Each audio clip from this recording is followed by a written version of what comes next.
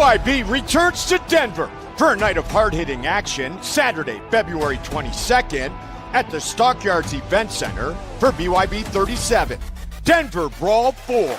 The main event will feature two of BYB's most explosive fighters when the champ, Harry the Hitman Gigliotti, defends his BYB men's super lightweight title against undefeated Jon Barnard.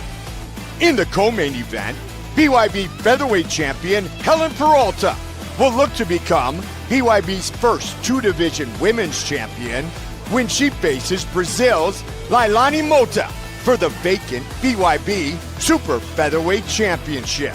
Plus, undefeated former BYB middleweight champion Sam the Caveman Liera returns to the Trigon in a rematch with one of the toughest, meanest fighters in the sport, Ryan Jett. Catch these matchups and more. Visit BYBExtreme.com today for tickets and information.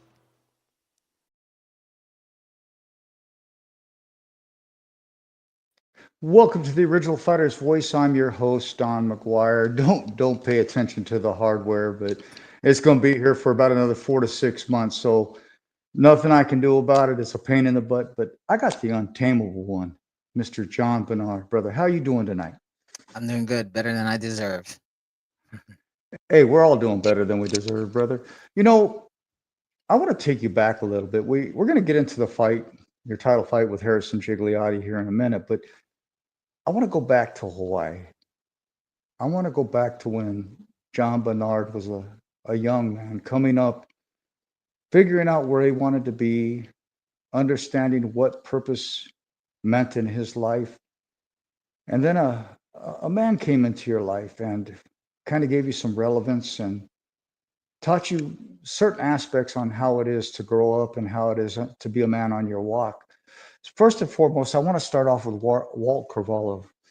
What was it like for Jon Barnard being a young man, getting introduced to Walt and gaining and understanding what he meant and what he was trying to do for you on your walk, brother?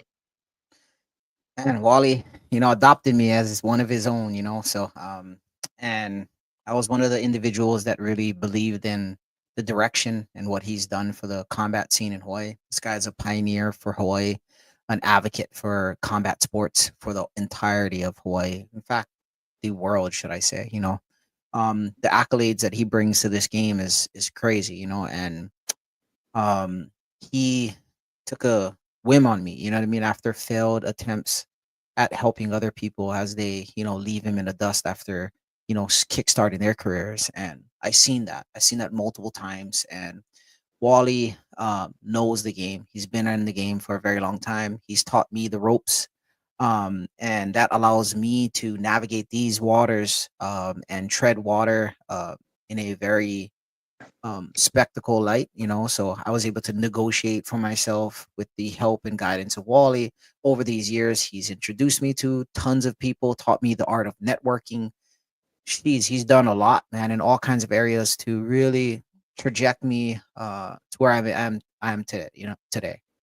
And from that, this guy, cares for me and my girls as if I was his own, you know what I mean? So that in it itself is a huge blessing, and it's just a testament to Wally's spirit. And if anyone knows Wally is a very strong-hearted, strong-willed, tough, and what I say, so he's like a geode or like a diamond in the rough. People see the coal around him, but they don't see the diamond inside of him. And I was able to see past all the smoke that a lot of people think that is on him, and I seen how big this guy's heart is, outside of the fluff that people can't endure. And it is what it is, and I seen that. Well, I love how you are, and I love how you praise people that come into your life. But I seen an interview that you did the other day, bro. And I don't think a lot of people interview fighters right. I'm not saying my show is the best show. I'm not saying I'm the greatest at interviewing people, but I want people to understand who Jon Barnard is. That's the purpose of a podcast, not to come on here and say exactly what you did your last fight, what you're going to do your next fight. That's a bunch of crap. I don't roll like that, bro. Right. I know I want to touch on the side of a young, struggling young man, a Hawaiian native Mhm. who found purpose. Exactly. And what was that moment, that inclination in John Barnard, the Untamable's life, that made you realize that this was the path that you had to walk, no matter how many bumps and bruises, no matter how many times you had to get up or whatever. What made you walk this walk? What made you not give up? I know Walt was part of it, Mhm. but what did it mean for you to get an opportunity to create the Untamable One, John Barnard? So, as I've stated before, I've actually started working out just to lose weight, and from that, I was introduced to a bunch of great men that pioneered the path that I would take, but it wasn't intentional in regards to how far I would go. It was just me enjoying the company of the individuals that I was hanging out with: Colin, Shison, Max, Kona, all these individuals that I hung out with that had intentions to stay out of trouble, that wanted to do something with our lives and create a brotherhood, and that's what we did. And in the process, we picked up this art of combat sports. And through that, I realized that life is just like a fight. You know what I mean? Life can knock you down, and the only thing that defines those moments are you getting back up, or if you're gonna stay down. And so those correlation really helped me to realize that this was bred for me. This was meant for me, and in fact, a lot of locals in Hawaii, this is meant for them as well. So the island warrior spirit, the warrior in a garden is pretty much all the locals from the west side of the islands in which I'm from. And so that's where I feel like I've was able to latch on so hard to this art and take it as far as I've gotten. I know I haven't reached the highest pinnacle that one could, but I'm definitely not you can't count it out, you know what I mean? Who knows what can happen? And definitely I'm always putting my best foot forward. I think that's one of the work ethics that I've acquired over the years, just like Wally is being able to put my all in something and leave no rock unturned. And when it comes to things that I've embarked on, and everything still to this day, whatever I look into or whatever I try to achieve, I give my all, you know what I mean?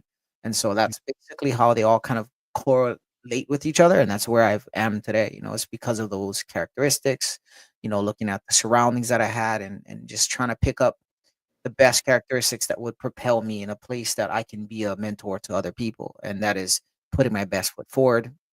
I started this, I might as well finish it, and that kind of ideal. So You know, I think it's wonderful where you're at, and I love the way you did your career, bro. I really do, because a lot of people go, John Barnard, John Barnard. But, they don't realize that John Barnard has trained with some of the greatest fighters that ever walked on this planet. John Barnard has been in some of the greatest facilities, some of the greatest gyms in this world. mhm. And I hope if Wally don't get mad at me, but why don't you tell us that story, that one day that you were at AKA Mhm. and you were wanting to spar a certain individual. I'm not going to put any names in your mouth. You were wanting to spar a Uh, certain individual, but he didn't want none of that smoke. You know, nah. come on, bruh. I'll tell you. So it wasn't my intention. Like, I think it was, if I remember correctly, Wally was throwing the idea out there after a Yeah. few rounds. So I'm at AKA. Wally takes me up to AKA to train with all the guys out there: Josh Koscheck, And Josh Thompson, Kane Velasquez, all these guys. I'm sparring with Paul. Sparred with Paul Bonatello, Brett Rogers, Josh Thompson, Mike Quickswick, all of these animals at that time. Misha Tate, all these people. And first I started with Misha Tate because she was like the smallest there and kind of my weight. And actually I was supposed to have sparred her. So Wally, I didn't know you sparred Josh, so I started with the punk. And me and him going at it, and we just slugging it out. And then gets over, and then now I'm sparring with Josh Koscheck, and I'm putting it on his butt. And mind you, we're doing a kickboxing class, so all we're doing is kickboxing. So I'm kickboxing with Josh. I'm just putting it on him at 135 pounds, soaking wet. And I'm putting it on him, and this guy starts taking me down, and Javier is laughing at him. Oh, you can't stand that smoke. And then Wally, out of the side of my eye, hey, why don't you have him go a few rounds with Kane? It's like, hell. Javier's like, no, hell no. Kane is way too big for him. He's like, and Wally, it's like, hey, he'll handle. Trust me, he spars with big boys all the time. But I was down. You know what I mean? I wouldn't mind. And at the time, I didn't know who Kane was. He became one of my favorite fighters in the UFC. That moment, you know what I mean? After seeing how gritty he is, how determined, his hard work, his ethic in the ring and outside the ring, his generous heart. He's super kind, but he's a beast at the same time. You know what I mean? So, but yeah, that was a very awesome part of my career that I really try not to talk about much, because I don't want to use them as the reason why I get to these belt shots that I get. You know what I mean? I don't want no help. I want to do it myself. And now I'm learning that, it ain't I should share my story and tell people the journey that I went through. And, Wally's been kind of helping me and guiding me to ensure that I share the entire story of Jon Barnard, and stop holding back on the experiences that been exposed to, the people that I've met. Like, man, I've been around, thanks for Wally's guidance and his minor segment of his life in which he helped me. I seen so much in that little 3 weeks that I was with him, and he all paid. He took me under his wing. He did all of this. No reason. I barely knew him. You know what I mean? But he seen something in me. He liked what I brought to the game of mixed martial arts, and it was just such a blessing. And a lot of people really don't know about these things, because we really don't go above and beyond to try to do that. Well, see, the reason I did is because I can, because I know, Yeah. I know, I know Yeah, Walt. that's good. But I want people to know who Jon Barnard is, because everybody looks at bare knuckle as it's a new sport. It's been around a little bit now, but blah blah blah blah blah. But they don't really look at the person behind the fighter or behind the name. Yep. And I'll tell you right now, and I don't care if I get in trouble, but when I saw your opponent that you're getting ready to fight, you, Cub Hawkins, Tommy Turner, bro, I got so excited, because I was like, no washed up MMA fighters. We got boxers. We got people that are actually going to throw, and have talent, Mhm. and it made me so happy. Mhm. And look where you're at now, bro. Yeah. And a lot of people, they want to cast shade, because I know what it's like to have shade cast on me. I didn't want to be a 10-time Hall of Famer, but I am. And people don't realize that in this industry, people hate. Me and Walt, we talked about that today, Mhm. about the hate of the sport, and the hate don't matter, Mhm. because anytime you're succeeding, you're winning. Yeah. Now, Jon Barnard's got one of the greatest opportunities of a lifetime. He can put the Hawaiian people, the Pacific Islanders, he can give them their glory, their praise through this fight. You can give yourself, your heart, your soul through this fight. And you can show your kids that you haven't done all this for nothing, that Mhm. there's a purpose for everything, that you're showing your kids that when you set out to do something in life, you accomplish it. You see it Yes, through. yes, And sir. so this fight, I'm not going to say it's going to be the biggest fight of your career, because it's not. I'd be lying to the listeners. I'd be lying to you and to BYB and to anybody else. You've had greater fights, but this is a great opportunity. This Absolutely. is an opportunity to put the untamable one, Jon Barnard, on the map. Take me to that phone call, when you got that phone call and they offered you this fight. What did that moment mean to you? Because you knew once you got that call that this was for your people, for your family, Yes, sir. and to create and add to the legacy of the untamable one, Mr. Jon Barnard.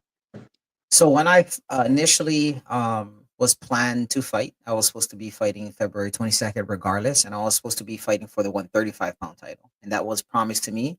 as I earned my way to the shot, in my last fight.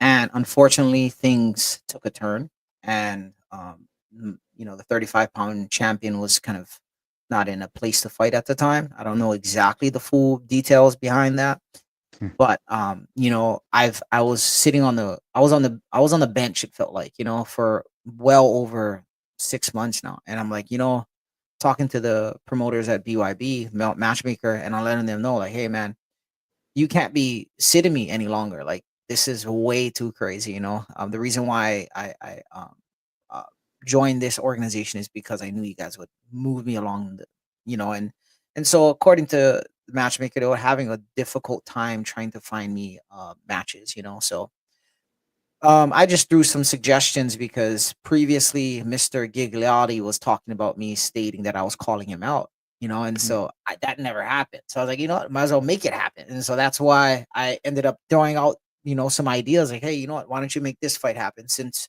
you guys promised that I was going to get a title, and this person threw my name out there telling me that saying that I'm calling him out, which I never did.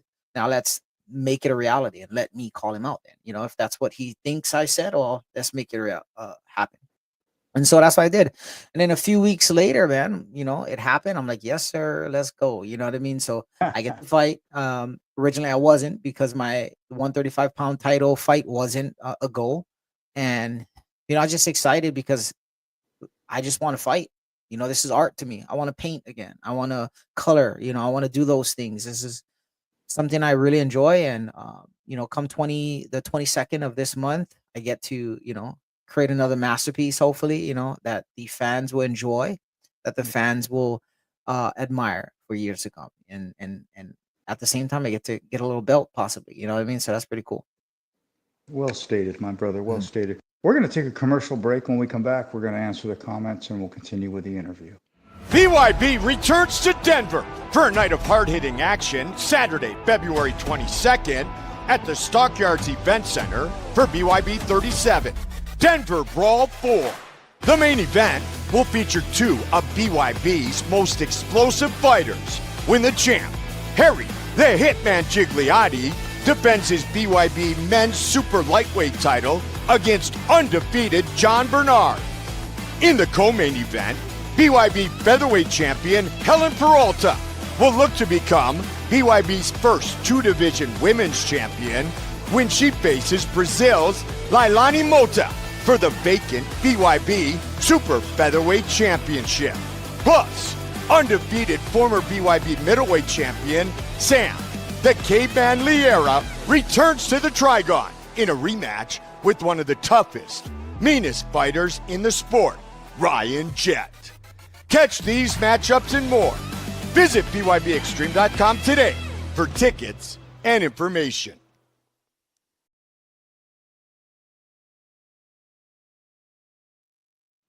And we're back. Let me get over here to the comments. Sorry, I had to do it on a laptop tonight because I can't even move my arms. But hey, no pain, no gain, right? I Yes, mean, I'm on sir. the show with a fighter. He gets punched in the face for a living with a bare fist.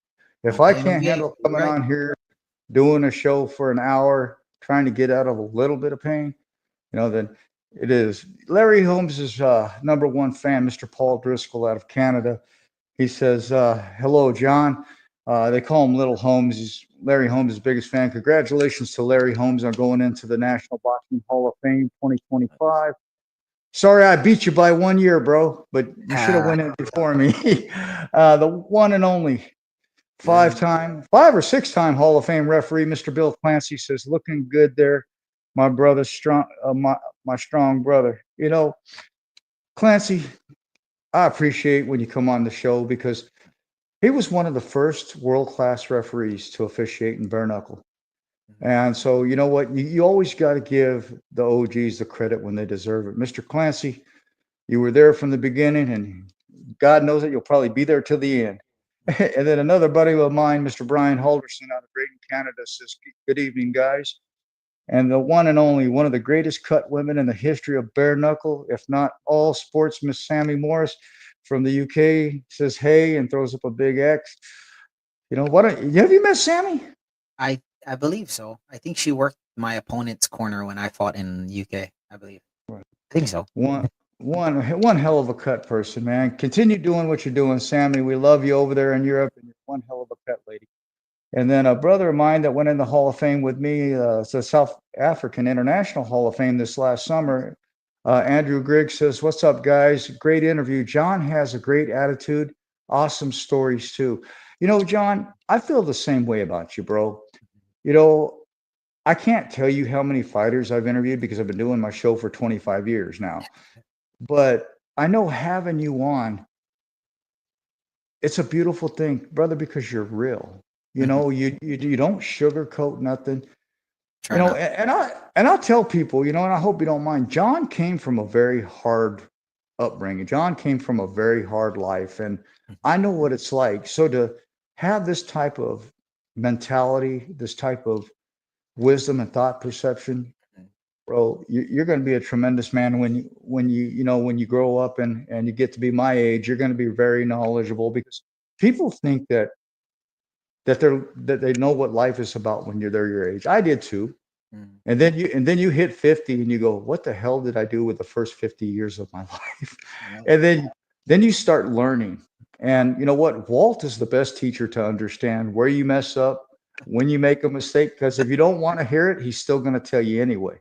But Definitely you will. know, there's one person that commented right here, and I'm going to let you, Lana Bernard. Yeah, she's Mhm. sister. What So does it mean for you to have family support you, stand behind you? Because in this world, it's flipped upside down, and family needs to even come closer now than they ever have before. So, what does it mean to you to have this type of bond, this close knit aspect with people that you love and your family? it's good. It's really good, especially my sister. She's been, in my corner since day one. It's mentally, mainly. Hey, you And know what? Hold on a second. okay, I okay. got I got something for you, bro. Hey, the Up, man. fellas? What's up? What's up? What's up, Coach? All right, how you doing? You in that Well, little grass shack, huh? Yeah, Uh, we're busting it up today, though. I tell you. uh, Yeah. hey, John, what would you like to say to Coach Walt for him taking notice of you, believing in you, and standing side by side with you? What would you like to say to him, brother? I would just want to tell him. I always want to know if actually if I begged you enough to do what you've done for me, because the amount of things that you've done for my life that set a trajectory that I cannot thank you enough because you shown me a lot of things that improved my life, my way of life, my way of thinking, my work ethic, all those things. Showing me your home and all the work that you put in to build your empire makes me want to do the same thing, if not more. Me keep up with you financially and all that kind of shit. Like these things is helping me to be a good father to my kids. It's helping me to achieve great things because I've was exposed to these things. I've had a conversation before with someone else, and I was telling him like, if I've never experienced the things that you exposed me to, I would have probably been some construction worker in Waianae, just like everyone else, drinking beers at the beach, every weekend, nothing more. You know what I mean? And so being able to be taken out of that off that rock and be shown what is out there is huge, and it blows my mind that all these people in Hawaii don't gravitate towards that gift that older generation can give the younger generation. It's nuts to me. So yeah. Hey, Coach, before you say something, can I get you to do you have your TV on? Yeah, turn it Can off. you mute it? Yeah, mute it, please. Yeah, because the feedback kills us. So if you hear the roosters crowing, that's not the TV. I got about 300 of them out here. Hey, Uh, Coach, yeah. take me back in time. Take me back to the moment when you realized that there was something in John Barnard, when you realized that there was something special in this kid. Because your whole career, all you've done is give back, help, create, give back. What was it about Jon Barnard So that John, instilled you, Coach?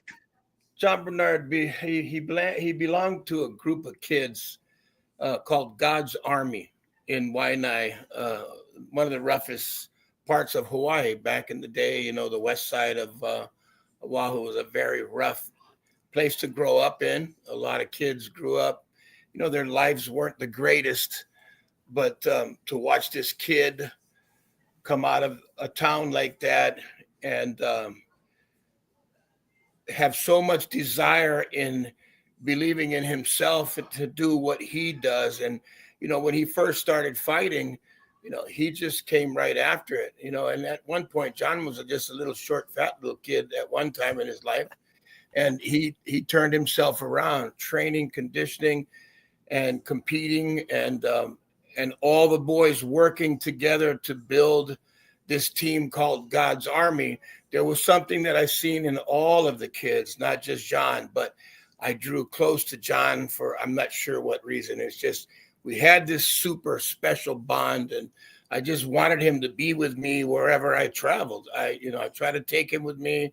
He went with me to Strike Force a few times and trained at AKA a couple of times that we were out there. We stayed a couple of weeks out in California, and we trained there when I was working with some of the boys at AKA. And so it was just something that, you know, I could take him there and release him, and he never embarrassed me. He would do whatever he could do at his best to compete. And, you know, he surprised a few guys at AKA when I took him there to spar with some of the top guys that were in that gym. And, you know, he was just that kid that had that special thing. You know, he didn't even know how good he was. He was good, you know, and I worked with a lot of, you know, thousands of fighters over many years. And this kid just had something that I knew would be special. Lo and behold, he ran into a wall. You know, he in the prime of his career, because, you know, Max Holloway and all these other kids, they were all behind Jon Barnard. At one time, Jon Barnard was a big name. He would fight on every card. You know, I would fly over to Oahu because I'm the only cut man in Hawaii and work at all these shows. And at one time, we were doing 140 shows a year in Hawaii. And so, you know, I would go there and work on Friday night at one place and then come back and work at Saturday night on another place. And John would fight Friday and win and fight Saturday and win. And I was like, holy shit, take a break. You know, he wanted to fight every weekend, both nights. And I said, no, you got to let the body heal. Listen to me. You got to let your body heal in between. You know what I mean? He just had that much in him. And, you know, that group of kids that he grew up with, I think they all inspired each other. And they actually made Max Holloway. Max Holloway came from that group of kids. And as he grew up and started to bounce around and train in different places, I can tell you this, Max went to the gym he's at now already a champion. He wasn't built there. He was built amongst his own friends that he grew up with in the town of Waianae. This is crazy because, you think about Hawaii in general, and you don't think of very many fighters that really, and then when you start peeling it back, then you go, oh, contextually, there's a lot of fighters because you got Liam McGarry, you got Kendall Grove, I mean, it just goes and goes and goes. But I think about what I see in Jon, and Jon, I don't mean to put you on the spot. I don't mean to embarrass you, bro. I just think you're a tremendous young man in the way you conduct yourself. But what I see what you've done with Jon is you've given a young man purpose without belittling him. You gave a man a path to walk on, but you made him walk it and carry the weight of that path. You didn't give him an easy walk is what I'm trying to get at. You gave him the tools that he needed to construct that path, but you made him build it. Jon, what did you learn from Coach being that type of a stringent aspect in your walk? You know, it opened my eyes to the ability that not everyone has to teach you the same way, so I've been coddled, in school. I've been neglected in school. I've been, all these things. And what I learned is that you don't have to always consume criticism or training or advice the same way. Everyone can receive and deliver advice in a different way. And so for me, I was able to receive Wally's guidance, Wally's advice, his direction in a positive way, no matter how it came out, because I knew where he was coming from. And so that was one of the things that I feel like a lot of people didn't know how to do with anyone. It's just grasping, like, okay, what is this person's, what is his intention? And I knew that. I could sense that. I felt it. And so it doesn't matter too much the delivery. It matters that his intentions is to help and be beneficial to everything. And the way that he treated our whole team was just, amazing, and I just kept gravitating to him because of that, and so, yeah. I hope you don't mind. We kind of planned this out, but didn't kind of plan it out. As if Coach could show up on the show, I was going to bring him on because you and I both know that you love him. I like giving people not just the future, but the past. And I like to let everybody know how they got where they're at along the way. And if it wasn't for Coach Wally, we might not know, but Jon Barnard, the Untameable one. So Coach, what you've done in this industry is impeccable. I know everyone, John can't even believe that I've known you as long as I've known you. But the thing of it is this industry, you don't really get a chance to know people like John. We see you on the weekend, and then we might see you 6, 7, 8 shows later, and you don't get a chance to talk. So I wanted to bring Coach on tonight because this is going to be one of the biggest steps forward for the Untameable one. And I wanted to be able to bring Coach on to share with you that, he's behind you, he believes in you. And I wanted the world to see, who is behind the man, Jon Barnard. And now we got Coach Walt Carvalho on here, and he's a tremendous legend in the sport. If you don't know who he is, you don't belong in this sport. I can tell you that damn much. I'm very straightforward and black and white, but I will say, if you don't know this man right here, then there's no sense in you even watching my show. And if you don't know Jon Barnard and you want to get to know him, you're in an opportunity to right now. Coach, how proud are you of Jon to see him come from that little gang aspect and the little trouble aspect and the things that he was in Hawaii, to see him now getting ready to fight for the Police Gazette triple diamond belt? Words can't explain how proud I am of him. Jon's like a son to me. He's more than just one of the kids that I've worked with over the years. He's like a son. We keep in touch all the time.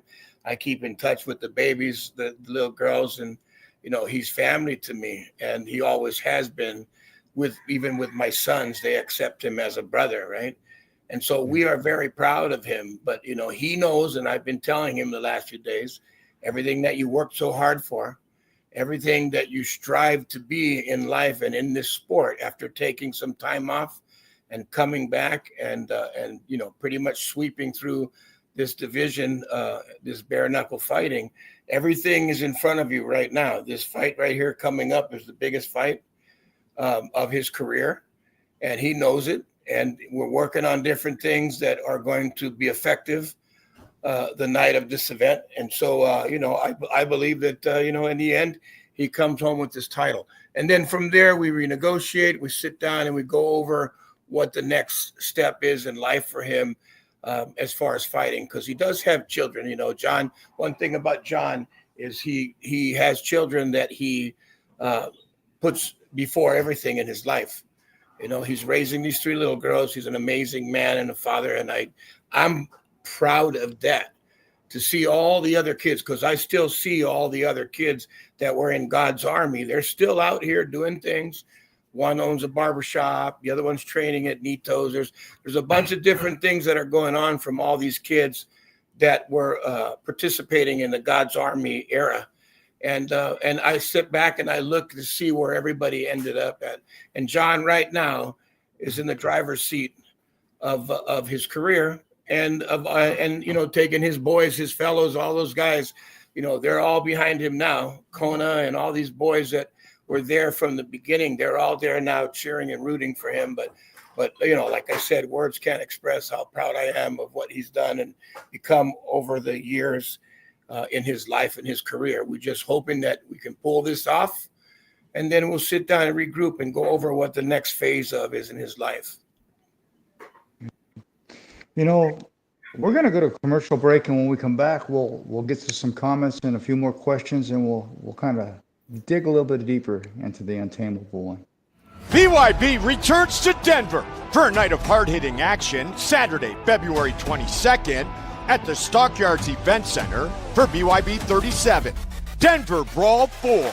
The main event will feature two of BYB's most explosive fighters. When the champ, Harry the Hitman Gigliotti, defends his BYB men's super lightweight title against undefeated Jon Barnard. In the co-main event, BYB featherweight champion Helen Peralta will look to become BYB's first two-division women's champion when she faces Brazil's Lailani Mota for the vacant BYB Super Featherweight Championship. Plus, undefeated former BYB middleweight champion Sam the Caveman Liera returns to the Trigon in a rematch with one of the toughest, meanest fighters in the sport, Ryan Jett. Catch these matchups and more. Visit BYBExtreme.com today for tickets and information.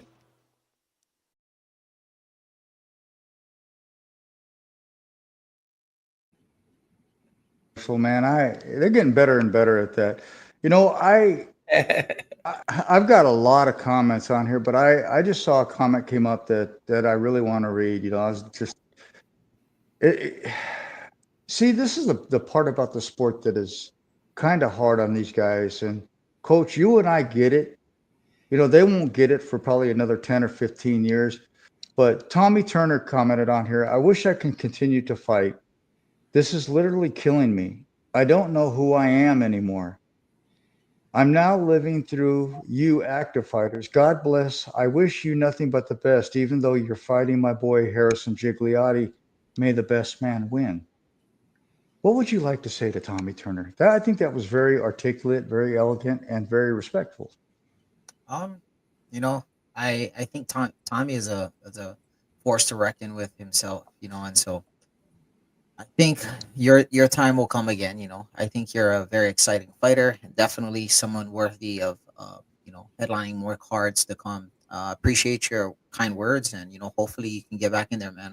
I'm a big fan of you, and you know, hopefully we'll see you in the ring soon, man. Yeah. See, Coach, I was telling you there was these 4 or 5 kids that came up a couple years ago in the BYB scene and bare knuckle scene that I just, and John knows he's one of them. I just fell in love with them because they were a breath of fresh air to the sport. You could tell, like you and other coaches that cared had them in their stable because there was just something different about them. Tommy Turner's one of them, Harrison Gigliotti, Jon Barnard, and Cub Hawkins. They were just like this pocket of fighters that just made me fall in love with bare knuckle. These guys, they didn't complain. They don't complain. They'll do whatever it takes to get ahead. And sometimes I don't think the promotions look at anything outside of the Trigon. Coach, in your experience, I think the fighter is just as valuable outside of the octagon or the ring or the Trigon or whatever it may be, or even the mat.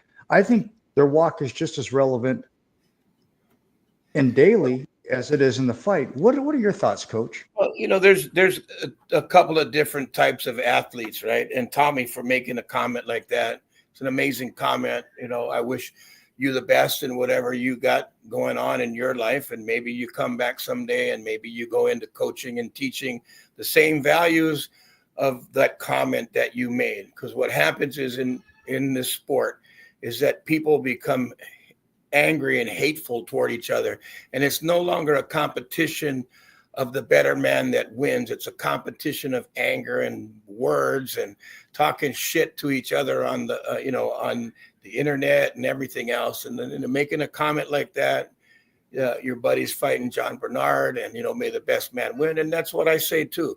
We're going to come out, we're going to do the best that we can and do what we can to win, and the better man will win the fight. Doesn't mean we don't shake hands and wish each other well after that. That's part of being an athlete, a competitive athlete. all the other stuff that you see, the guys slapping each other at the weigh-ins and all that shit, that's all rubbish. All that is hype to try to hype up the show. And then at the end, you look like shit when you get your ass handed to you after creating all these problems for nothing. You really didn't have to do that. You notice Jon is calm, cool, and collected. He doesn't say anything. He comes to fight. We're here to fight. We're not here to make noise. I mean, it is what it is. You have athletes that are just the noisy guys. We call that waha out here in Hawaii. They talk the big talk, and then they come up short on the walk. You know what I mean? And so we're not here to talk. We're here to walk. We're gonna come out and bring the best fight that we possibly can. Jon's got a couple of his brother and another one of his God's Army. His old faithful. This was the kid that actually brought them all together when they were all young kids. And I'm talking about Colin McKenzie. And Colin was a young boy that gathered all the young boys in that neighborhood and created a team called God's Army, which was phenomenal. I used to bring 14, 15 of them over to fight on my show at once, because when everybody in Hilo, Hawaii knew that God's Army was coming, everybody came to fill the stands to watch them fight, because every single one of them could fight. None of them talked shit. They all, they had their little dance on the walkout and whatever, but it wasn't anything disrespectful to anybody. They just came here to put on a show, and that's what they did.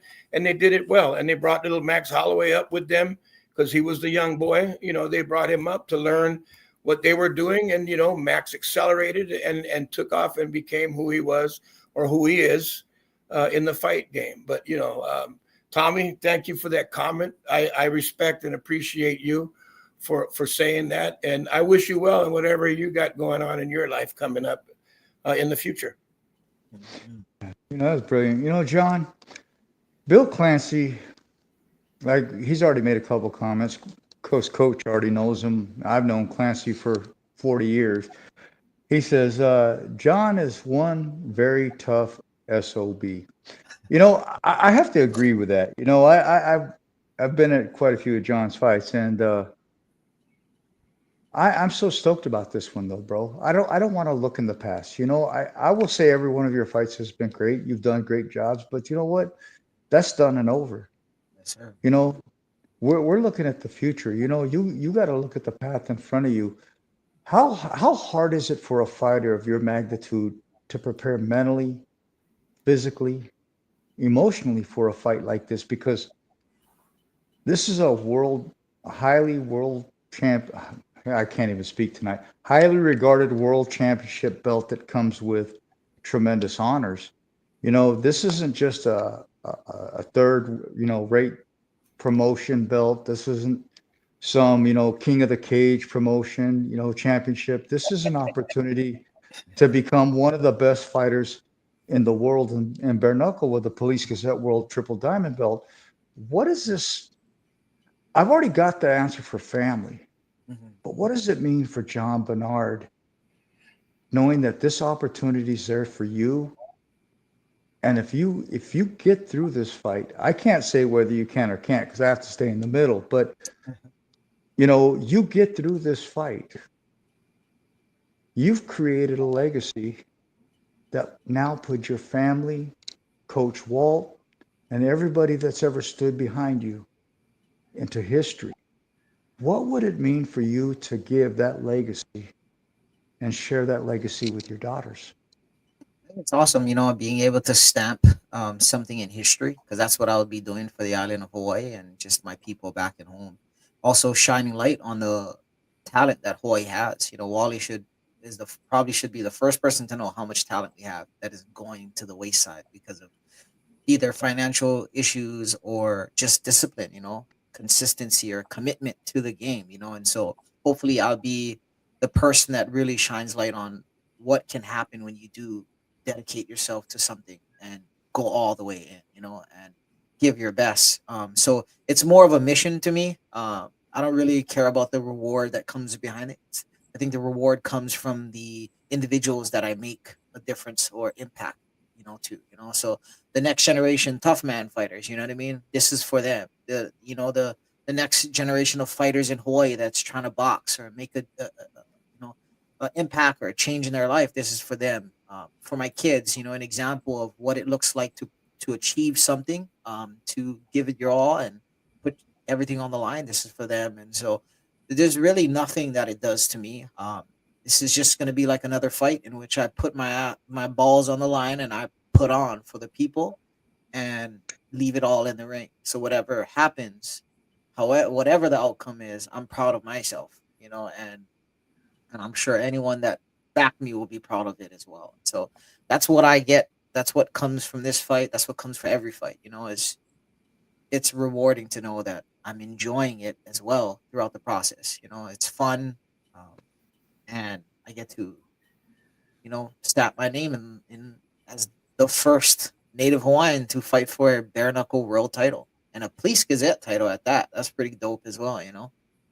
Yeah, it'll be a first. It'll truly be a first. I hope this happens, for you, whether it be this fight or the next fight, but you deserve it, John. You truly have come a long way. A lot of people don't know your story, but I do. And, I know parts of it from coach, but a lot of people would have gave up, bro.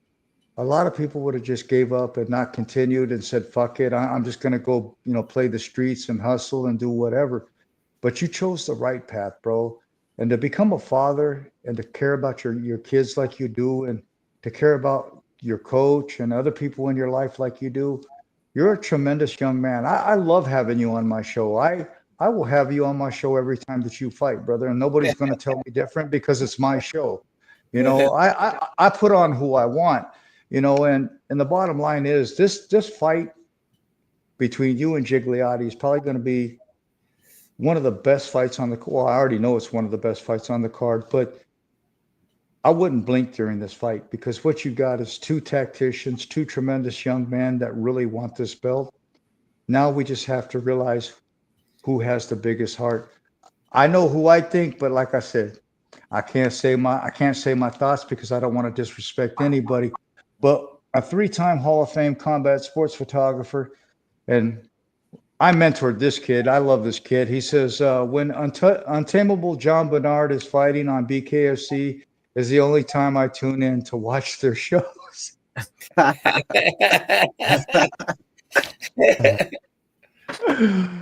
I should have read the comment better. I got you. Hey, but really, to be honest with you, Nate Rand's a three-time Hall of Famer. So, and he's only 34 years old. So that's one hell of an accomplishment at 34 years old, because I'm 62 and I'm just getting my accolades. But another Hall of Famer, Andrew Drew Griggs, says, you seem like a very humble man, John. With an attitude like you have, along with your talent, you're destined for greatness. What would you like to say to Drew Griggs? You're right. I think I definitely don't want to be a meme to someone's butt end of a meme. And so I feel, and then bare knuckle is such a flip of a coin. So it's best to stay humble and take my beatings when I need to, and be able to walk away unscathed, safe, or whatever the case may be, and not have to be the butt end of a story. Because I got some friends that was a butt end of a vicious knockout, and that shit went viral for a long time. And I don't want to be that guy. You know what I mean? I want to stay humble. I want to enjoy this sport, as long as I can, and just be an example on how fighters should behave. So thank you. Appreciate your comment, and I'll continue to motivate. Encourage this behavior to other athletes. Amen. Tremendous, brother. Coach Anthony C. Cruz says, let's make it happen. You got a lot of coaches. You got a lot of people from the sport standing behind you. Mhm. It's got to make you feel good, bro. I mean, I know it feels better when you got people holding you up. What does it mean to see all these people from the industry coming on here commenting? I mean, these are all Hall of Famers, bro. And they tuned in to listen to you. So what would you like to say to them in words of respect? Because I think that's pretty dope. Yeah, no, I appreciate you folks tuning in and continuing to push us fighters in the right direction. Helping to shine light on something that a lot of people should start getting into. As a rampant of gun violence, and I think if we can continue to to encourage combat sports, the way of the warrior, I think we would have less of that. So this is great. I appreciate it. Continue to share and like and post, because that continues to help the algorithm of these interviews. So that's awesome. I appreciate it. Well, like I told you the other day, I seen that interview you did the other day, bro. I'm not going to sit here and say my show's the greatest show. I could only go, like I said, for the last 25 years, and people seem to appreciate it. I don't make no money off of it. I spend my money to make this show. I think the world is flipped upside down, and people want to be rude and say things. But you know what? I love when I can bring Coach on here, you on here, other fighters on here, and we can just talk real, because social media. Well, me and Coach were here before social media even existed, so we were well defined. Hey, yeah. But I do want to get this one question out of the way, because a lot of people seem to know. I don't tell very many people about what goes on in my life, but John, your sister says, what happened to you anyway, Don? Well, I'll make it real short and sweet. This was my 255th surgery. I'm a diabetic. I have a heart condition, but back in July, they fused my cervical spine, from C4 to T1. It failed, so they had to go back in on the 17th of January and redo it. And so I'll be wearing this nice little lovely thing for the next 6 months. No fun to be in, but you know what? I'm alive. God has blessed me to be here with your brother and with Coach. And you know what? My grandfather taught me, the only excuses in life are the ones that we make, and the world doesn't stop for us. And I got a family to feed. So you know what? You got to get up and do what you got to do. There's no crying in this combat sports industry, because if you do, you're going to get left behind. It's either you pick up and go, or you're not going to exist anymore. A Hall of Fame photographer, Marianne Lurie Owen, and a tremendous friend of mine, says, hi, Don. Well, you could have said hi to John too there, Mary. There. And then 6-time Hall of Fame inducted WBC referee, Mr. Stephen Blea, says, good evening, gentlemen. Great show. Coach, what would you like to say to the one and only Mr. Stephen Blea? Because I know you know him. How you doing, Steve? Been a long time. Keep doing what you're doing. Appreciate you coming on here and giving good vibes. And I wish you well in all your endeavors. Continue to do what you do, and maybe we'll run into each other again someday. Now, John, here's the thing. Stephen Blea sits on the Colorado Refereeing Commission. He might be refereeing your fight this weekend. I don't know. So, or on the 22nd, I mean. But so how would you like to butter him up? No, I'm trying. I think it's going to be a treat for him. So he's going to enjoy this fight more than any fight that he's probably ever been to, so. Well, I wouldn't say that, though. This is the only time I think I've ever disagreed with you, because he's the one that refereed Tenori Irwin won. Tenori? Yeah, that was his first bare knuckle fight, was Tenori Irwin won. Yeah. Right. That's not a fight to jump in on your first time refereeing bare knuckle, but that was wild. That was absolutely wild. Yeah. But you know what? Two sock and boppers. Yeah, well, you know what? I think those records are going to be broken. Yeah. February 22nd, BYB 37. I think the Untameable one and Harrison Gigliotti are going to go in there and put on one of the greatest shows in BYB history. I'm like my homie. Whether it goes wherever it goes, the two best fighters in this promotion are stepping in the trigon to face each other. No second questions, no doubts, no nothing. It's going to be one hell of a war.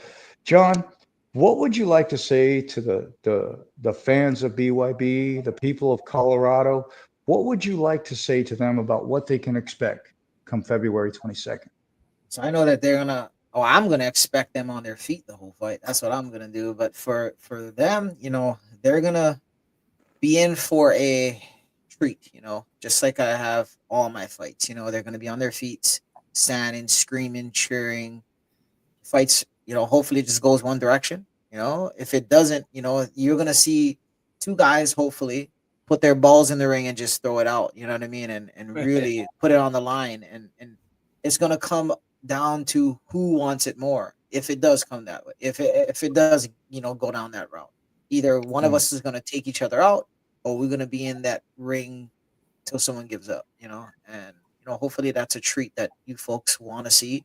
You guys think Tenori's fight was good? You're about to witness two um Picassos, in the game, if that makes sense. You know what I mean? We're gonna put on a good show. We're gonna put on a nice artwork, so that's all. John, I want to take a step back. I generally don't take a step back into the past, but we're getting to the hour mark, so I kind of want to jump in here with this real quick. What was, if you had to say one major takeaway with your fight with McQueen, what would that takeaway be, brother?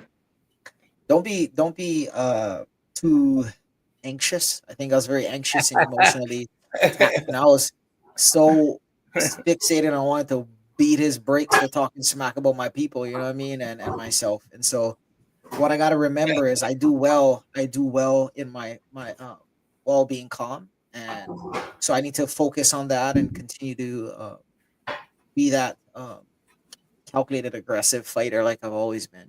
So that was one of the first fights that I probably ever been emotional like that, and so no one will ever be able to take me out of my character again. That's one of the things that I took from that fight. No one's going to be able to pull me out of my game. No one's going to dictate the fight that is in front of me. It's my fight. I control how that fight is dictated. You're absolutely right. I mean, I love what you've instilled in him, Coach. I love what John's instilled in himself, and I love what he's learned from other coaches and people along the way, because what you truly have is a true world champion on the cusp of greatness. And I really believe that. It's hard when you're in the line of work that I'm in and that you're in, Coach, because there are people that we see that have other abilities that are somewhat better than others, but at the end of the day, it doesn't matter, because we all love them the same. And that's the way I am with these fighters. I love every fighter, with the bottom of my heart. I just can't turn away a fighter. I could give two shits about a promotion.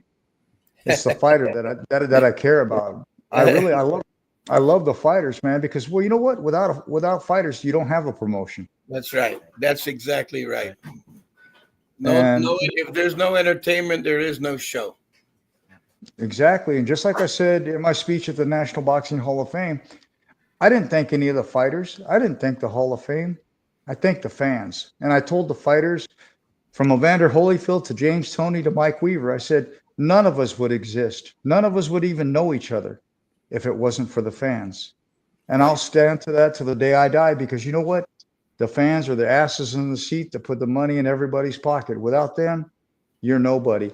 John, you're on the cusp of the greatest moment in the history on the walk of Jon Barnard. From now until the 22nd, a lot of things are going to go through your head, through your heart. You know what? Reach out to that man. Don't feel embarrassed. No question is too stupid. No question is too big. Because you know what? If you're uncertain, you can't walk into a fight with uncertainty. So go to the ones that you believe in, the ones that believe in you, and everything will all come together. Bro, I know that you and I have done many shows together, and I know that you're looking forward to February 22nd.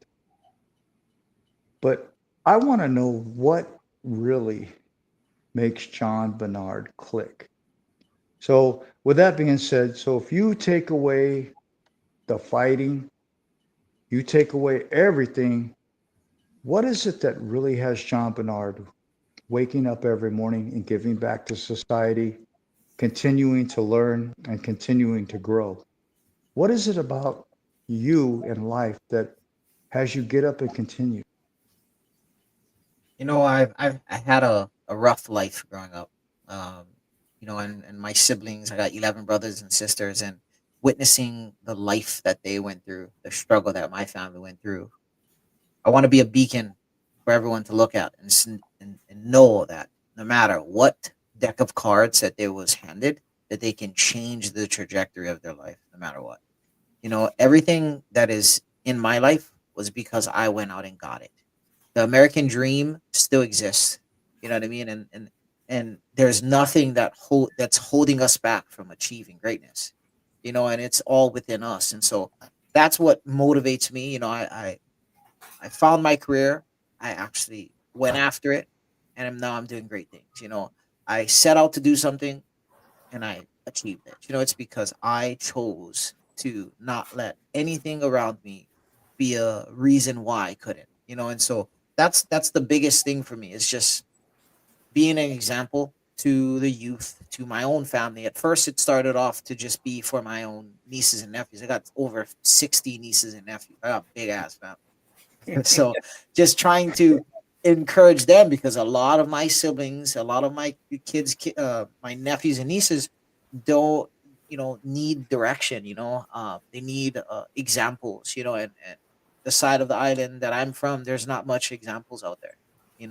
And if there is examples that could be, they're not giving back to their community. They're not looking back and kind of discipling the next generation, if that makes sense. They're Yeah. in there, they get out of the bucket, the crabs in the bucket, they get out of that bucket and they run away.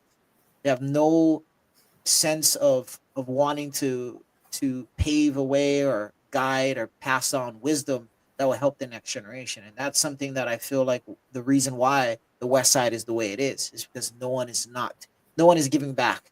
And it doesn't have to be a monetary thing. It has to be just intentional, like just thought-provoking, intentional decisions that you make in your life. Just time. Being time, right? Volunteering. One of the things that I'm doing right now with Wally's initial initiative is trying to fix combat sports in Hawaii because it changed my life. Moments like that of us going back and fixing things that got broken, things that helped me get to where I'm at today.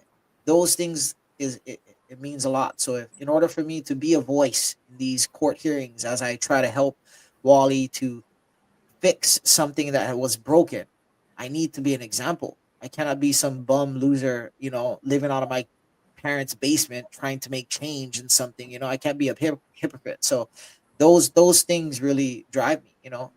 Saving communities, and fighting for the least fortunate. Just being the voice for those that don't have one. So. Man, I love that, brother. I really do. Coach, there's actually a question that came in for you. I hope you don't mind, John. Says, I have a question for Coach Walt. What advice would you give to young fighters out there who are just starting out in their careers? I would say take your time. Don't be in a hurry. So what's happening with the world today is that a lot of the kids are trying to advance themselves way too quickly. It takes time. It's like taking small bites of an apple. You take a big bite, you choke. You take a small bite, you can chew it well, digest it, and continue to move forward. It's the same apple. It just takes a little bit more time. But if you take your time and perfect each step of the way what you're trying to accomplish, good things will happen. Nothing but good things will happen. That's dope. That's dope. Coach, I'm going to wrap things up here.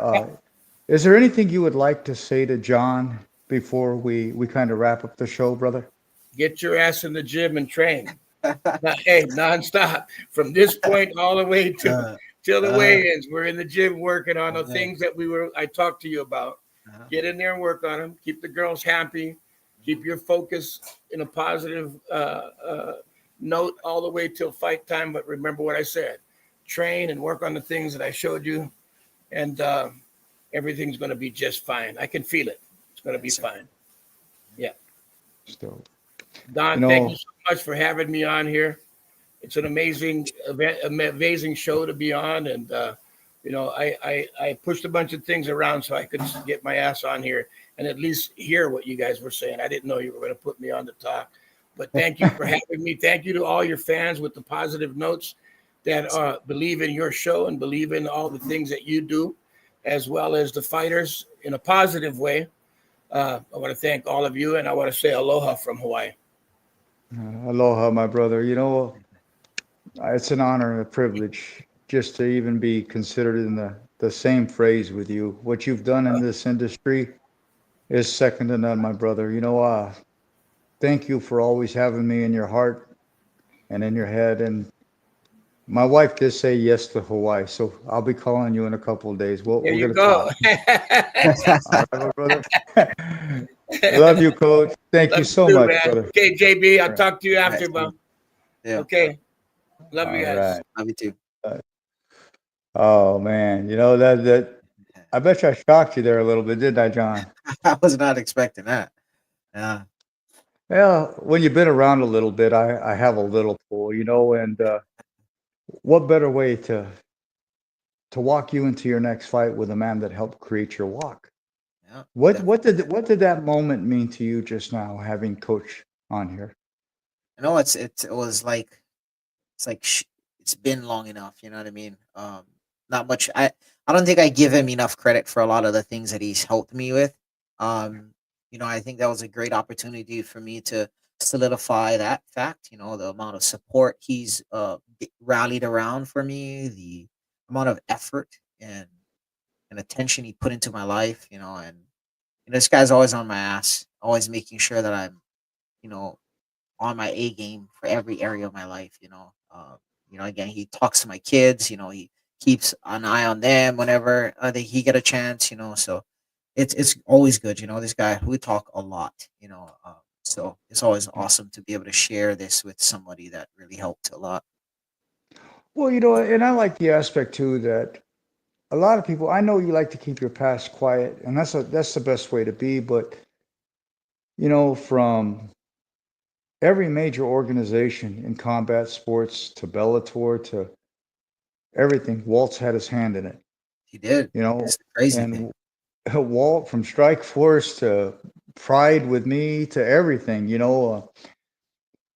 And then to realize that he has a love for you just like I do as family. It's tremendous. So I like doing things like that, whether you're a world champion or whether you're a regular person. I think if you can make somebody's day that much brighter by adding a little difference, like I did with Yes, sir. Coach Walt Carvalho, it makes a big change because you wouldn't have got to see his face before the 22nd.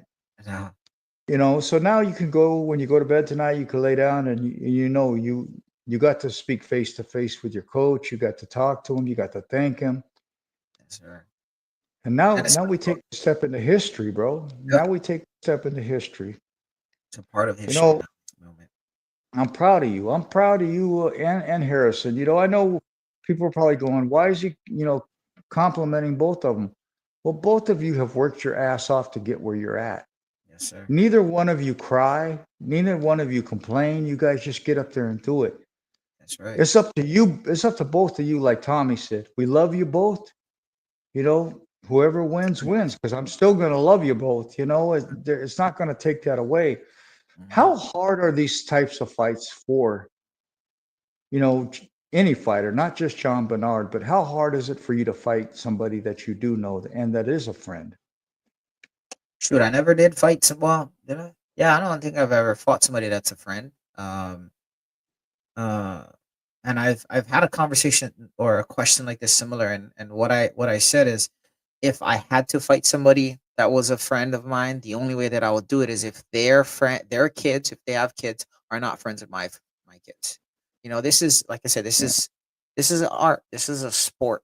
You know, I would challenge you in football. I would challenge you in basketball, soccer, you know, pickleball. What's the difference? You know what I mean? The only difference is I'm punching you in the face. It's a sport. That's it. So I don't take this thing personal. I know a lot of people that will friend me to not try to fight me, but this is just a sport, bro. At the end of the day, I've had jeez, over 60 fights already, and I've only made shoot, I had bad bloods with one person in all of the fights that I had, only one. And then we ended up becoming friends, and that is Tony Rodriguez, a little animal boxer. That was the only person I've ever had bad blood with. But however, peace be the plate, blessed be the peacemaker, and that's what happened. We ended up making peace, and we're good, but again, I would prefer not to fight a friend of mine that has kids that are friends of mine. That's it. As Yeah. long as Yeah. as long as that's the kid, because that will make Thanksgiving dinners taste different. You know what I mean? That'll make events feel different. But I think I do a good job at separating personal from a sport. Corey Law said, John inspired me to take the first step towards fighting. Nice. You know, what does it mean for you to, or I guess the best way to say it is, are you emulating and following the path of Walt Carvalho? Because I know that you help other fighters out. I know you help other people out. And I know, like with me, people help me. Burt Watson, Mm. Bill Clancy, a lot of people helped me. And so I continued that trait because that's what my grandfather wanted me to do. Is that what Jon Barnard is doing? Definitely, definitely. I'm gonna be the 2.0 version of Wally. Because he's rough around the edges. And he know that. And I'm gonna be able to do the same amount of, well, maybe not the same amount, but I'm gonna try to. Again, he gave me something to look forward to, something to achieve through the greatness that he put in this world, through the accolades that he created. So I have something to look forward to. I have a baseline, should I say, of how much to give back to the community, just as if he did.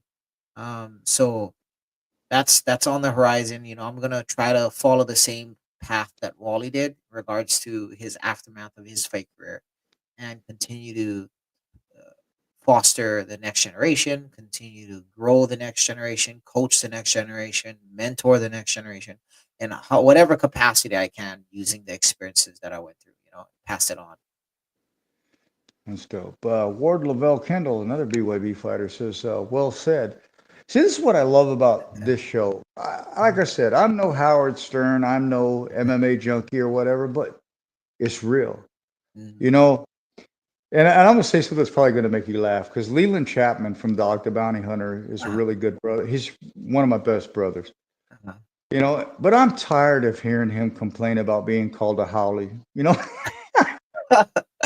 I So, hey, how can we fix that in Hawaii we for my we can brother? deputize him. I could deputize him as a non-holy. Man, that's so hilarious. There's no way he's still considered a holy. Bro, Yeah, that he guy's is, bro. still nah. Maybe you gotta stop. He- He gotta turn off that holy voice then.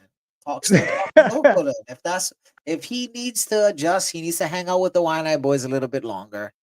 Tell him go out to Makaha Beach and hang out with the brothers on the weekends. S- he'll be adopted real quick. Go to yeah, Makaha yeah. Beach. I thought he would have already with Sonny. Yeah, Sonny Sonny. Westbrook.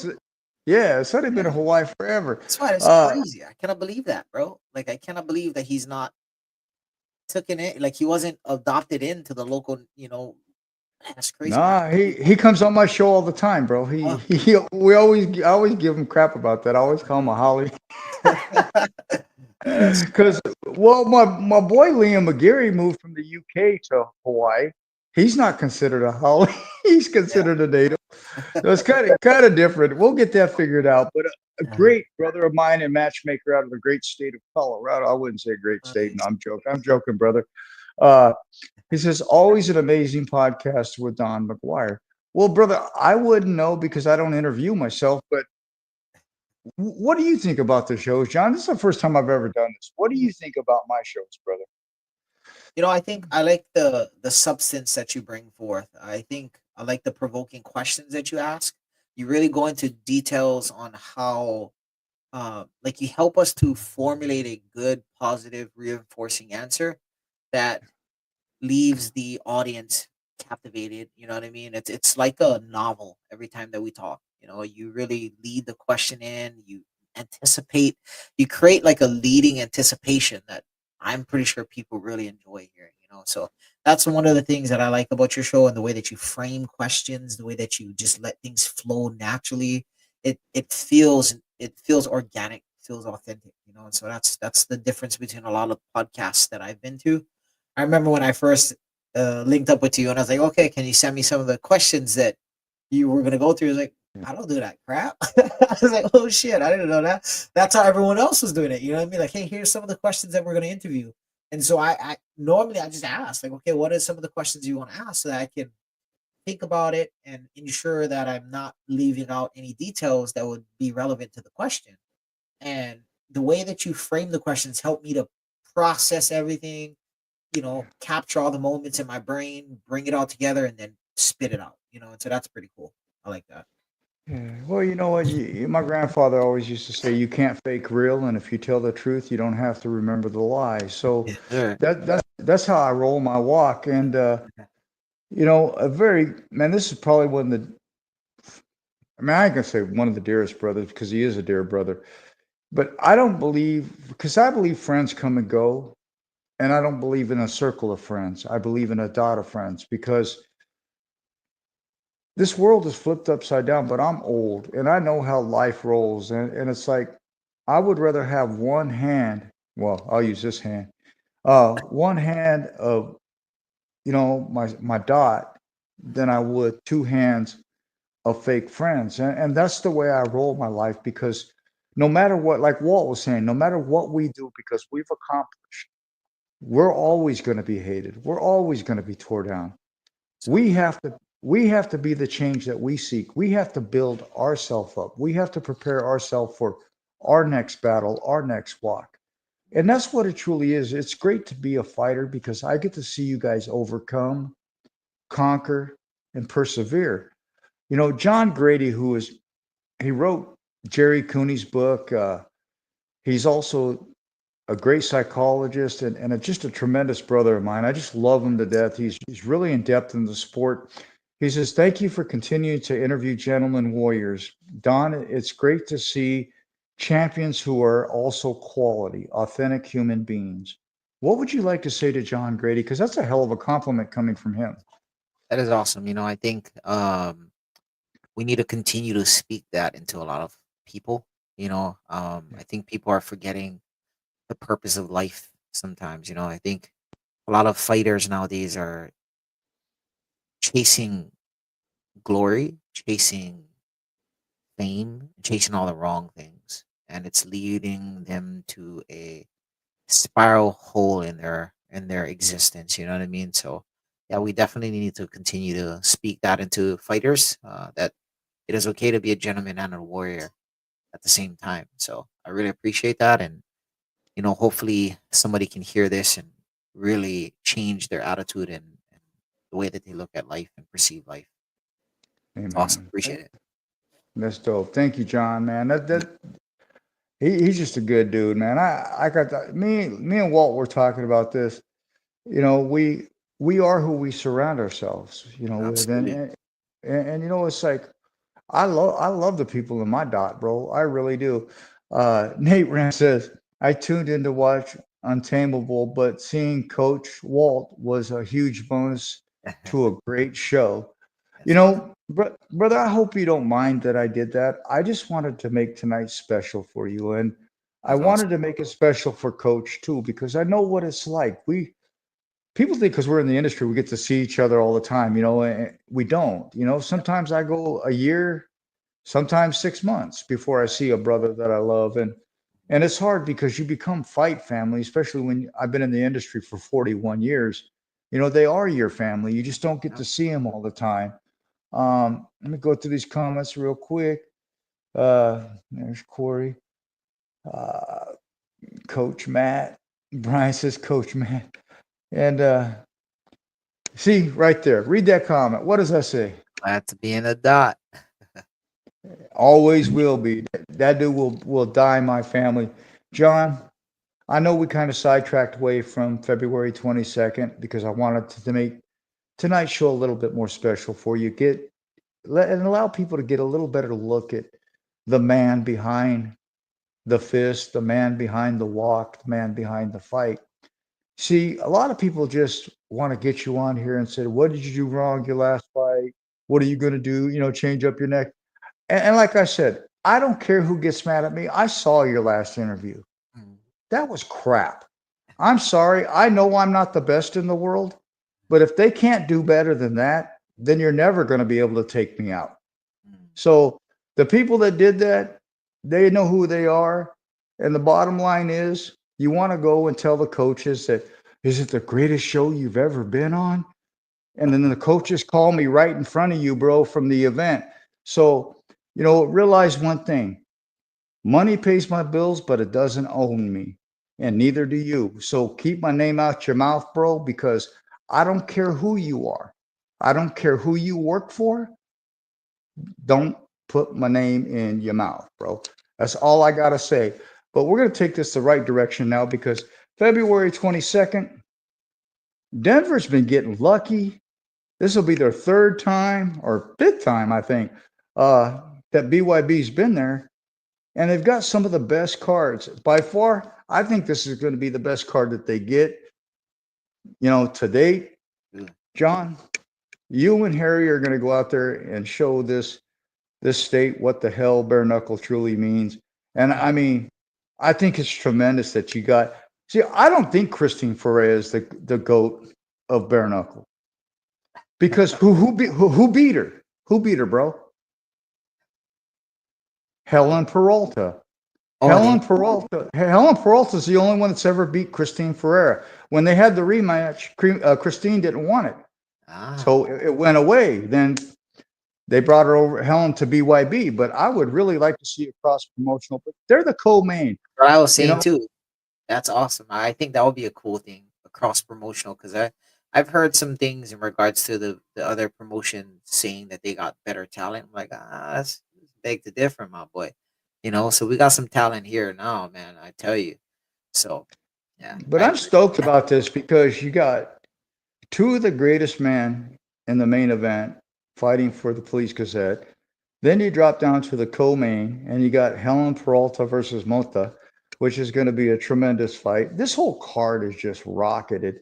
But, man, I honestly think you and Gigliotti are going to take fight of the year this event. I feel it. I think you guys are going to go into Denver and overshadow what Tenori and Irwin brought. What's your thought process on that, my brother? I think what they seen in the fight with Tenori and Shark was something that a lot of the fans can relate to. Just two sock and boppers going at it. You know what I mean? Whereas they're gonna get this come February 22nd, they're gonna see a masterpiece of two athletes that put a lot of time and effort and energy and attention to our craft, and they're gonna see that this is what bare knuckle boxing is all about. Two artsmen, just going at it, putting everything on the line, balls dropping, and just put on a show. And so that's where I feel like we will take the spot for one of the best fights to have ever been seen in Denver, is because of those primary reasons. Yes, sir. Brother, what would you like to say to Mike Vasquez about giving you the opportunity to shine one more time in the great state of Colorado?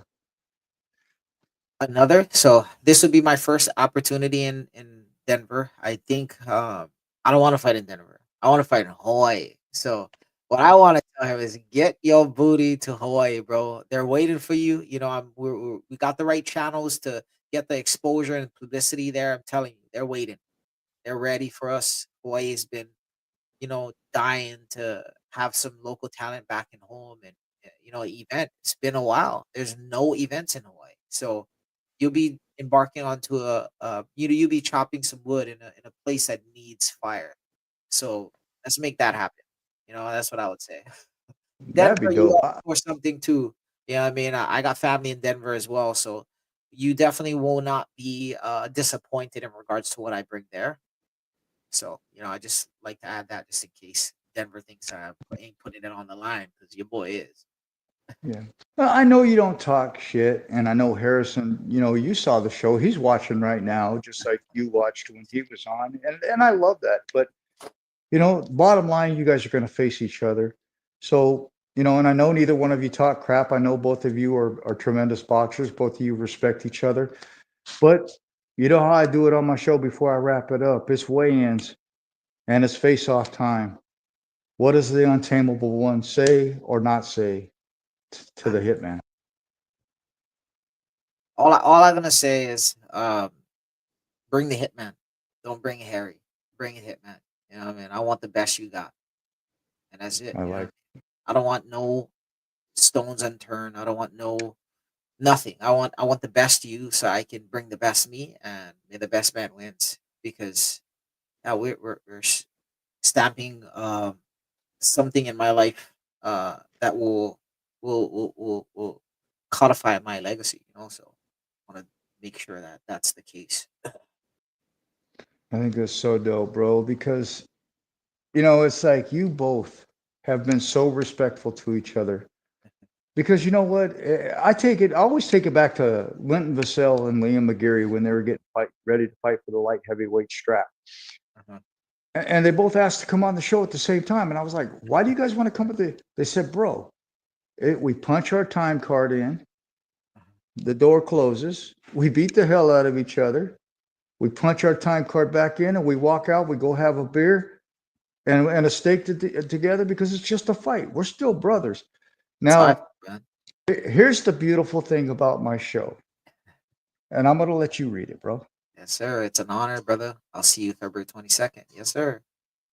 I'm See, glad you put that in my heart, my mind.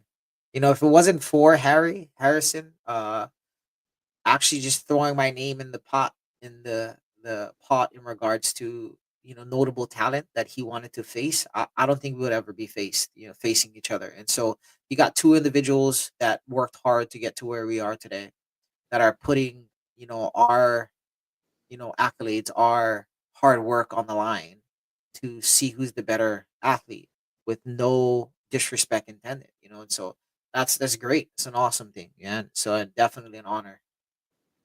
yeah. See, this is how the sport is supposed to be. It should. So, yeah, Yeah. that's what I love about my show, and that's what I love about you fighters from the sport of BYB and other applications that come on my show. You guys are just so respectful, and that makes me feel great. I had somebody ask me one time, how come all your guests are great? And I said, because I let my heart pick them. I let God pick Nice. them. And that's the truth, bro. It really is. Brother, go out there February 22nd. Show the world what you're capable of. You already see you got the brotherhood with Harrison. Now it's just time to step into the trigon and go to war with them and still walk out the other side shaking each other's hands. That's the beauty of this show tonight for me, is the mutual respect that you both show for each other. Is just, it's amazing. That made my night. And to have Walt Carvalho, a man that I respect, and I don't respect very many people in life, I know that. but to have him come on and just share a little bit of time with us. But bro, you even tripped out the first time when you found out I even knew him. You Yeah, know, I knew how deep he ran in the combat sports, but I didn't know that deep. He did show me some things. He introduced me to so much people, so I know for a fact that he's connected. But I didn't know that deep. It's oh awesome. yeah, we go way back, brother. John, I wish you the best opportunity of a lifetime, just like I wished Harrison. You guys are going to go out there and you're going to show the world what true warriors look like. And I couldn't be more proud of either one of you. You go out there and do what you got to do for your family, for Coach Walt, and for the girls. And Harrison's going to go out there and do what he has to do for his family, his team. But at the end of the day, it's going to be a beautiful day because BYB will grow from it. You guys will grow from it. And we'll still continue to create and share this promotion with the world worldwide. John, from the bottom of my heart, I want to thank you for coming on my show time and time again. But I know you wouldn't be a man unless people helped you along the way. So if you have anything to add to the show, any friends, family, sponsors, social media sites, or just anything, brother, the floor is yours. Nice, thanks, man. First I want to give a shout out to my Lord and Savior Jesus Christ for keeping me safe, providing me with opportunities to bless myself and share the ring with Mr. Gigliotti. I think he definitely had a part in, putting my name in his mouth. In other words, getting this idea out to Mel, the matchmaker.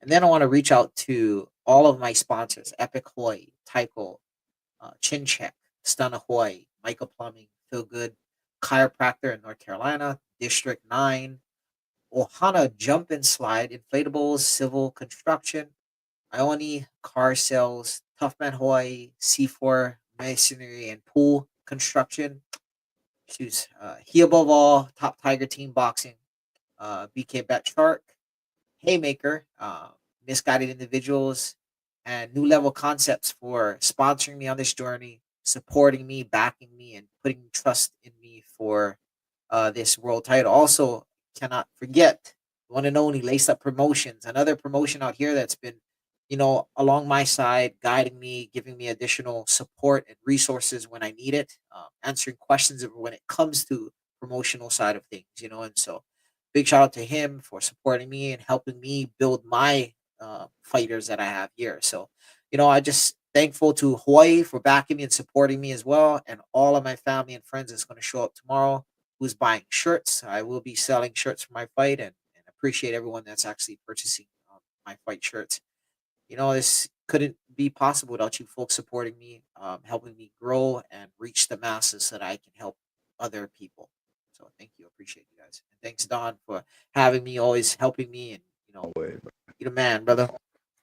Hey, we family. You stuck with me, bro. Sure. You stuck with me. I just got one last thing to say, man. Both of you go out there and show the world what an exemplary warrior you both are, because this is going to be a top-notch fight with two very respectable warriors that are going to go in there and you're not going to sit the whole night. I guarantee you, if you're in Denver, you're not going to be sitting down. I can guarantee you that ain't going to happen. Nope. I don't know. I watched, before I let you go, I watched one of those English guys say the other day after the fight, he goes, "Mate, I don't ever want to get caught in that corner again." He says, you have to beat the hell out of the guy to get out of the corner. Well, yeah, that's what it's designed for. It's designed to make you fight your way out, bro. So to the UK, welcome to the Trigon, and to Jon Barnard and Harrison Gigliotti. Denver, you got one hell of a main event coming to you. BYB 37. It's happening, bro. I can't believe it's already here. I know it's what much 12 days away or so. 13 days. It is exactly. It's 17 days. 17 days. Oh, it's a fifth. Yeah, that's right. Okay. Nice. Hey, but like Walt says, get your ass in the gym, bro. I know this guy's on my ass every day. And the crazy thing is, he don't even need to. He's just that way. You know what I mean? It's just that caresome dad. I will tell you this. That man told me, he said, man, he ain't never really loved anybody and called them his son like he has you. He said, you mean the world to him, bro, and you know what, you really do. You mean a lot to that man, and go out there and make him happy. Go do what you got to do. Thank you for coming on the show, brother. You have a good night, and God bless. God bless you. All right, brother. God bless. Man, I tell you what, it's hard when you have two brothers fighting each other. But I'll tell you what, BYB 37, Denver, Colorado, Harrison Gigliotti versus Jon Barnard, the Untameable one. I'm telling you right now, if you miss this fight, you're probably going to miss one of the best fights of the year. With that being said, my brother John Grady, thank you so much, brother. I'm hurting like hell, you can tell, but you get a little bit of a reprieve when you're interviewing people because the pain kind of goes away. But I just love having these kids on here. I love seeing these fighters shine. And my bro Tato, man, Mr. Patrick Anderson. I think this might be the first time you actually watched my show, my dude. But man, that's another person that's in my dot. Both of those, John Grady, Patrick Anderson, and my adopted grandfather, Mr. Artie Lamparella, which isn't my adopted grandfather. I'm just going to call you Gramps because you're in my life like my grandfather, and your wife is like my grandmother. So God bless you all, and may all of you have a great night. I'm going to go ahead and give you guys a taste of what's coming February 22nd. With that being said, here we go. BYB returns to Denver for a night of hard-hitting action Saturday, February 22nd at the Stockyards Event Center for BYB 37, Denver Brawl 4. The main event will feature two of BYB's most explosive fighters. When the champ, Harry the Hitman Gigliotti, defends his BYB men's super lightweight title against undefeated Jon Barnard. In the co-main event, BYB featherweight champion Helen Peralta will look to become BYB's first two-division women's champion when she faces Brazil's Lailani Mota for the vacant BYB Super Featherweight Championship. Plus, undefeated former BYB middleweight champion Sam the Caveman Liera returns to the Trigon in a rematch with one of the toughest, meanest fighters in the sport, Ryan Jett. Catch these matchups and more. Visit BYBExtreme.com today for tickets and information.